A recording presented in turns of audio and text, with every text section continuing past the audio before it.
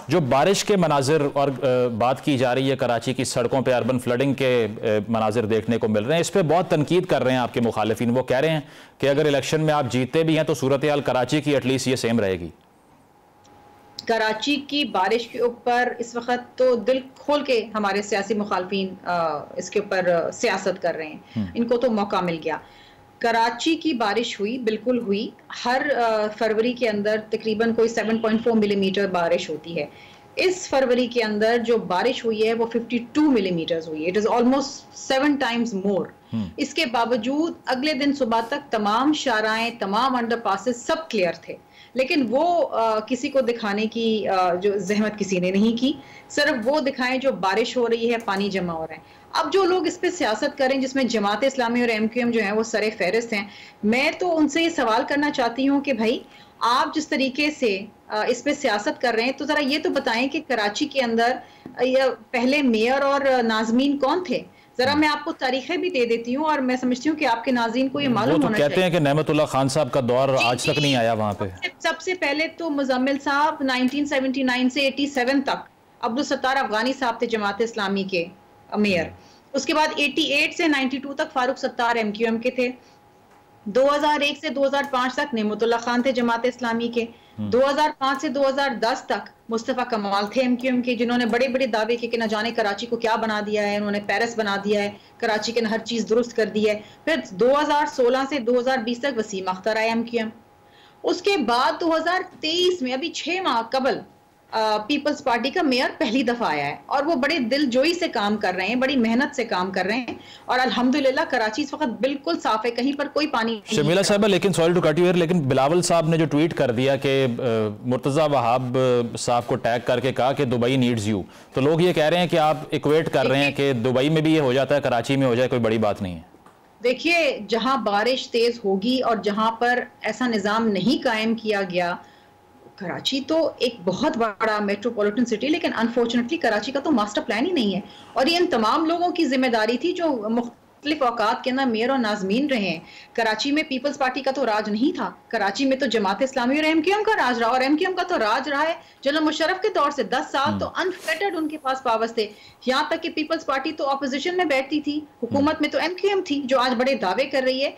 पानी जब खड़ा होता है, बिल्कुल होता है, बड़े बड़े शहरों में होता है, न्यूयॉर्क में होता है, दुबई के अंदर होता है, लेकिन साफ भी हो जाता है। सही बात यह है कि आपको अगर इस पे सियासत करनी है और चूंकि 2 दिन बाद इलेक्शंस हैं और आपको सियासत इस पे करनी है, अपनी सियासत चमकानी है। लोग बेवकूफ नहीं है मुजम्मिल साहब, लोग समझते हैं, लोग जानते हैं। आज जो लोग कराची की सड़कों पे ट्रैवल कर रहे हैं, इनको नजर आ रहा है कि कहीं भी पानी जमा नहीं है। मुस्तफा कमाल के दौर में 3-3 दिन कराची का जो क्लिफ्टन का अंदर बाईपास था वो बंद रहता था। जो उन्होंने ये बाईपास बनाया था जिसके ऊपर बड़ा दावा करते हैं, वहां पर ड्रेनेज का कोई सिस्टम ही नहीं है। पानी खड़ा हो जाए तो क्रेन के जरिए निकालना पड़ता है। ठीक है, पॉइंट आ गया आपका। राना एहसान साहब, अगर आप जैसे कह रहे थे कि गवर्नेंस भी पीपल्स पार्टी की ठीक नहीं है, इसके अलावा वोट भी वो खरीदते हैं, इसके अलावा ब्लैकमेलिंग भी करते हैं, तो जब बिलावल भुट्टो साहब ये दावत देते हैं कि मेरे साथ बैठ के डिबेट कर लीजिए, तो वो आप कबूल क्यों नहीं करते फिर? ये कल्चर पाकिस्तान के अंदर अभी तक मौजूद नहीं है कि जो प्राइम मिनिस्टर के कैंडिडेट्स हैं, आपने ही होने नहीं दिया ना, अदरवाइज वो तो कह रहे थे कि आ जाइए बात कर लें हमसे। ये होना चाहिए। बहरहाल इसका जवाब जो मेरी लीडरशिप ने दिया, उसमें इरफान सदीकी साहब ने तो ऑफर की थी कि तलाल चौधरी का जो है वो हम बिलावल से करा देते हैं। राना साहब, ये स्टैचर का वैसे फर्क नहीं है, लोग कहते हैं कि ये अनजस्ट कंपैरिजन किया आपने। ये देखिए, मैं समझता हूं कि अगर आप देखिए, ये होना चाहिए कल्चर, डिबेट का कल्चर होना चाहिए है। ये पाकिस्तान में मैं तो इसको सपोर्ट करूंगा कि अगर प्राइम मिनिस्टर के जो कैंडिडेट्स हैं, चीफ मिनिस्टर के कैंडिडेट्स हैं, वो अपनी पॉलिसीज लेके बैठें, बातचीत करें। लेकिन कोई ऐसी बात नहीं है कि हमारी लीडरशिप ये नहीं करना चाहती। लेकिन आप पूरी कौम देख रही है कि सिंध की क्या हालात हैं, पंजाब के क्या हालात हैं, और ये होना चाहिए कल्चर। होपफुली इस पर कोई ये मामला आगे जाके इस तरह के होंगे तो मैं तो इसको इनकरेज करूं। राना साहब, ये बताइए, आप पीपल्स पार्टी का पलवशा खान साहिबा ने भी आज ये बात की, उनका कंसर्न ये है कि अब खून खराबा करने का प्लान है।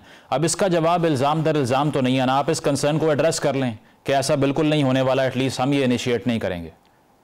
देखिए, PMLN की हिस्ट्री है, एक रिकॉर्ड है और वो अनब्लेमिश्ड है। इस लिहाज से कभी भी PMLN ने खून खराबा नहीं किया, कभी भी PMLN ने हथियार नहीं उठाए, कभी भी PMLN की सियासत जो है वो इस तर्ज पे नहीं आई, तो ये अभी भी नहीं होगी। लेकिन बात ये है कि अगर आप वो कल्चर जिसके ऊपर आप पल रहे हैं, फूल रहे हैं सिंध के अंदर, जो कि वडेराना कल्चर है, जहां आपने जेलें अपने डेरों में बनाई हुई हैं, जहां आप क्या कहते हैं पैसा भी चलता है, बदमाशी भी चलती है, वो कल्चर हम पंजाब में नहीं आने देंगे। और वो उसको मेरे ख्याल से हर पढ़ा लिखा आदमी, हर वोटर जो पंजाब के अंदर है, ऐसा कल्चर देखना भी नहीं चाहेगा।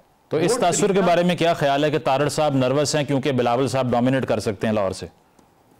तारड़ साहब बड़े कंफर्टेबल हैं, बहुत सारे सर्वेज हुए हैं उस हल्के में जो PMLN को नंबर 1 के ऊपर प्लेस कर रहे हैं, तारड़ साहब को के ऊपर प्लेस कर रहे हैं। और वैसे भी देखें, कोई किस चीज के ऊपर पंजाब जो है वो वोट देगा पीपल्स पार्टी को? किसी एक शहर को आप उठा लें, आप गुजरावाला को उठा लें, फैसलाबाद, चाल, गोदा को उठा लें, उसके किसी इंटीरियर सिंध के शहर से कंपेयर करना और बताएं कि इन्होंने क्या वहां क्या कारकर्दगी है 15 साल की हुकूमत वर्सेस PMLN। मेरा नहीं कोई वजह है कि इनकी तरफ लोग वोटर्स जाएंगे, इनको देख चुके हैं, फेडरल लेवल पे भी देख चुके हैं, सूबाई लेवल पे। शर्मिला साहब लास्ट मिनट इसको रिस्पॉन्ड कर दें। According to him nobody has a reason to vote you. देखिए जी, बिलावल भुट्टो जरदारी साहब वो नौजवान के आदत हैं जो एक नई सोच को लेकर आए। ये जो 70 साल वो सीधा सियासत है ना, नफरत की, बदले की, एक दूसरे को जेलों में डालने की, सियासी मुखालफिन पे मुकदमात बनाने की, इसको ख़त्म करें। सब ने आगे मिल के चलना है। और बिलावल भुट्टो जरदारी साहब का जो मंशूर है वो अवामी मंशूर है। वो अवाम के मसाइल की बात करें, बिजली, पानी, गैस, नौकरियां, रोजगार, उसकी बात करें और उसका हल भी दे रहे हैं। कोई और जमात वो नहीं दे रही। मैं तो आज भी मियाँ साहब का मरी के अंदर बयान सुन रही थी, जो तकरीर वो कर रहे थे, वो आज भी कह रहे थे मुझे क्यों निकाला। वो जो तकलीफ उनके दिल में है उनको निकालने की, वो आज तक वो उसको भुला नहीं पाए। जी वही सोच है जिसको बिलावल भुट्टो जरदारी साहब कहते हैं कि खत्म कर दें, छोड़ दें इसको, आगे की जानिब देखें, अवाम के मसाइल की जानिब देखें, उनके हल की जानिब देखें।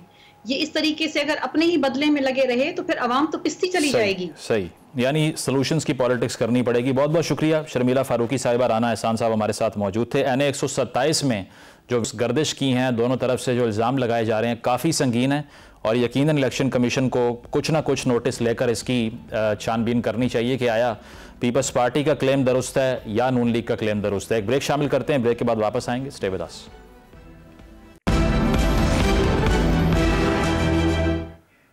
वेलकम बैक नाजरीन। पीपल्स पार्टी और नून लीग की तरफ से एक दूसरे पर धांधली के इल्ज़ाम लगाना, इसके सियासी माहौल के ऊपर क्या असरात हो सकते हैं? और इसके अलावा ये भी कहा जा रहा है कि पीपल्स पार्टी की कैंपेन को एक बड़ा धचका ये लगा है कि कराची की जो बारिशों के मनाजिर हैं वो दरअसल उनकी परफॉर्मेंस पे एक बहुत बड़ा सवालिया निशान है। इसके साथ साथ जो